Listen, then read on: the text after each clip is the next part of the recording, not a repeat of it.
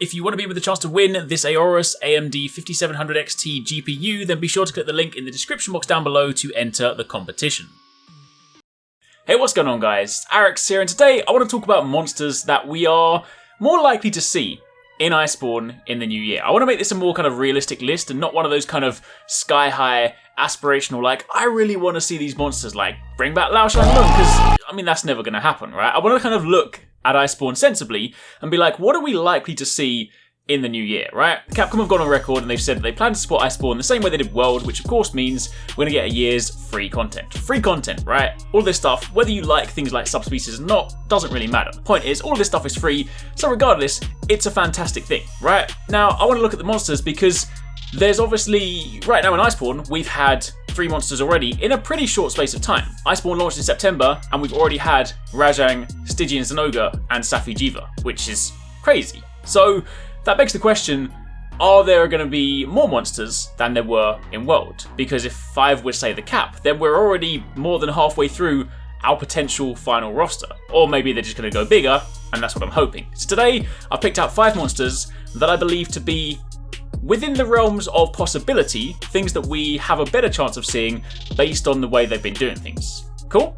So we're going to start by talking about subspecies, because I know that some people are not always a huge fan of subspecies. I've explained this time and time again. I really like some of them, and I'd be willing to bet that if maybe you're not too much of a fan of them, maybe Monster Hunter World could have been your first one, so maybe you haven't necessarily been too used to the subspecies concept. But if you've been playing Monster Hunter a long time, you'll know that it's kind of like Monster Hunter's DNA. Subspecies, rare species, deviants, that kind of stuff, it's just like Monster Hunter through and through. So some of them are really, really cool. And when you think about it from a sensible point of view, from a development point of view, it's also going to make more sense. Monster Hunter is now Capcom's biggest best-selling IP, so obviously they're going to be doing more stuff for it. But you also need to think that we're on the horizon, we're on the brink of a new console generation, and I don't even think it's remotely crazy to assume there will be some kind of next generation Monster Hunter, because it's their best-selling IP, they'd be crazy to not continue it, okay? So that isn't even like a crazy assumption, and there's always been 2 Monster Hunter teams, right? So hopefully one of them's working on maybe like a handheld game, the other team are working on like what's next for like PS5, Xbox Scarlet, that kind of thing. So with that in mind, and this is kind of the thing that happens just in studios anyway, when the game launches, the team that typically work on the DLC is often a smaller team because they're working on that while the core team or the main team are off working on what's next. You need to kind of think quite far in advance. These games take a long time to make. So they often look into subspecies because it's obviously a lot easier, and especially considering this stuff is free, it's a lot easier to turn that around. So the very first monster I think we could have a chance of seeing would be Raging Brachydios, right? I think this is the one that a lot of people would love to see.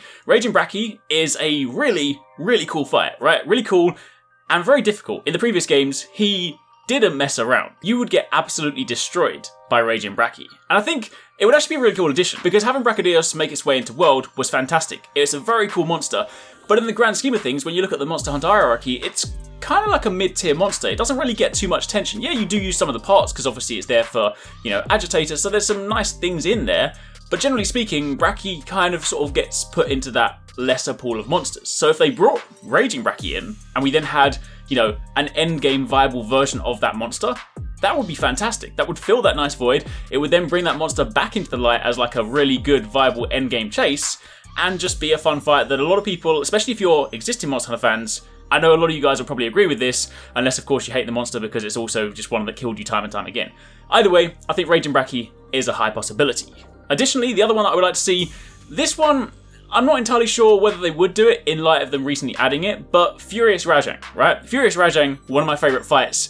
I played it in 4 Ultimate, farmed the armour. It was a pain to farm. Like, any of you guys that farmed that, you'll know that breaking those horns, trying to get that, like, what was it called? The gold Gore or something like that? That was a real pain, right? But the armour at the end, fantastic. Rajang armour already looks cool. Furious Rajang armour is some of the coolest looking armour I have ever seen. And that was a set that I wore, like, back in 4 Ultimate. I was like, screw mixed sets, right? I want to wear this full set because I worked so damn hard for this. I'm going to wear this so people know. So Furious Rajang would be cool. However, given that we've recently just had Rajang added, I'm not sure whether that's a little bit too close to necessarily let them get away with it. I don't know. Who knows, right? It would be an easy thing because Furious Rajang doesn't look drastically different to Rajang. It's basically just Rajang always angry. So they wouldn't have to do a lot of stuff in terms of, you know, asset changes. It would just be more so like a more difficult fight. It would be like Savage Devil Joe versus Devil Joe. So I think it would be kind of like an easy, I mean, nothing in game development is easy, right? I don't like to say, it'll be easy, just press the button. But the principle is, like, compared to creating a brand new monster, that could be kind of cool. So Furious Rajang, I think, would be a nice addition. So that's number 2. Now, moving on from there, let's talk about potentially new monsters. It is important to think that, while yes, I would love them to bring back things like the crabs, the bug monsters, the spiders, things like that with like drastically different skeletons and move patterns, given Iceborne's timeline, I do think that is quite unlikely. I think if we're going to see that, we'd be more likely to see that in the next generation game because, you know, that's a big undertaking to do. We are talking about DLC. Things need to be achievable in much smaller timeframes, and again, this stuff is free, so I don't think we're going to get anything drastically different. However, Gore, I feel, is a good possibility, right? You could probably repurpose one of the existing skeletons. People have even said that if you shrunk down like Safi Jiva, you could probably get away with it as like Gore.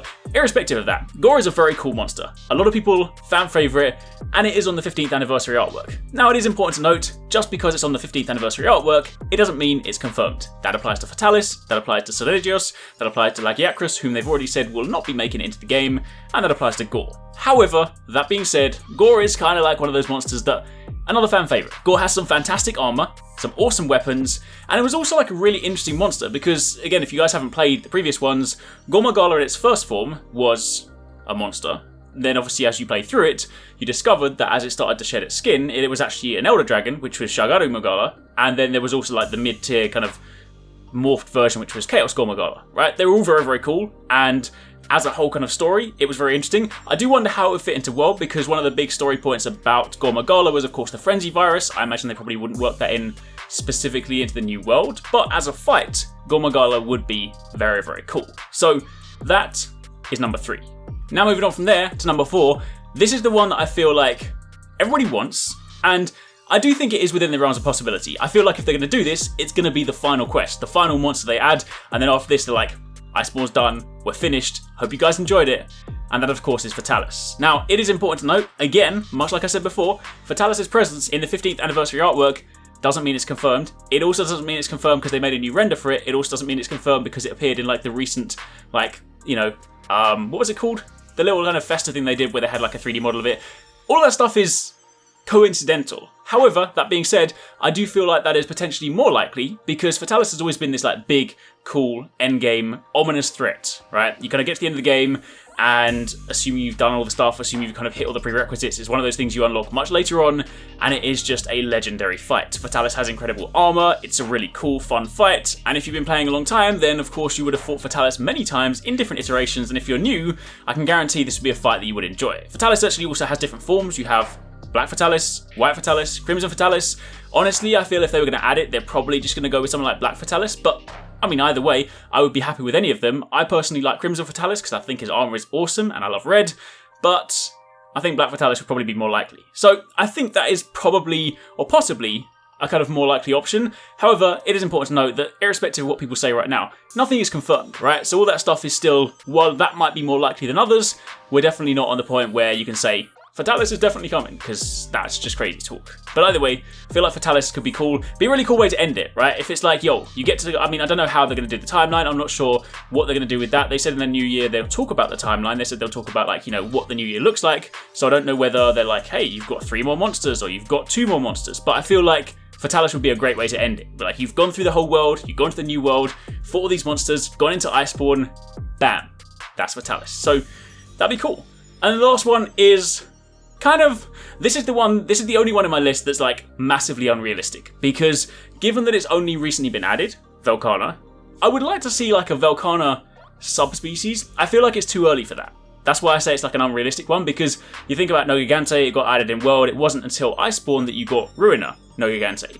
So the idea of Vulcano being added in Iceborne and there already being a subspecies probably doesn't make too much sense, but I really enjoyed the Vulcano fight. I thought Vulcano was a fantastic monster, visually, it was incredible. I liked aspects of the fight. I mean, some of them were a little bit frustrating, but I still liked aspects of the fight. I liked the armor. And again, Vulcano's one of those monsters where you sort of play through to like the initial endgame, defeat Vulcano, and you kind of forget about it. Like once you made the armor, you don't really, you know, go around and do too much with it. So if there was like a, I don't know, an awakened Vulcano or like a fire version, like a fire brother, like kind of Lunastra and Teostra, although they're both fire and they're male and female. Like if there was like a fire Vulcano that dropped like molten rocks instead and just kind of breathed flames out, that would be crazy.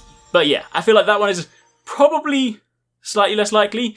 But that would be like my final edition. Either way, I feel like that is a potentially more realistic list of what we could, or at least 4 of them, of what we could see in Iceborne. I do think, looking at what we've had already, it is definitely more likely that we would have at least a couple more subspecies, or at least one more subspecies, because they are comparably easier to do than something new. I do feel like it'd be nice if they could kind of add something that is completely new, skeletal-wise, or at least like looks and moveset wise, and then maybe some kind of big finale monster. Honestly, I don't necessarily think we'll get 5 more monsters because, you know, when you factor in there's a lot of stuff happening throughout the year, there's obviously a lot of different kind of events and whatnot. I think maybe 3 could potentially be like a realistic time frame, and they start getting closer to September where they can kind of wrap things up, but who knows. All of this is mad speculation, but that's what I kind of like to see, that's what I think I would enjoy, and that's what I think is feasible in the grand scheme of things.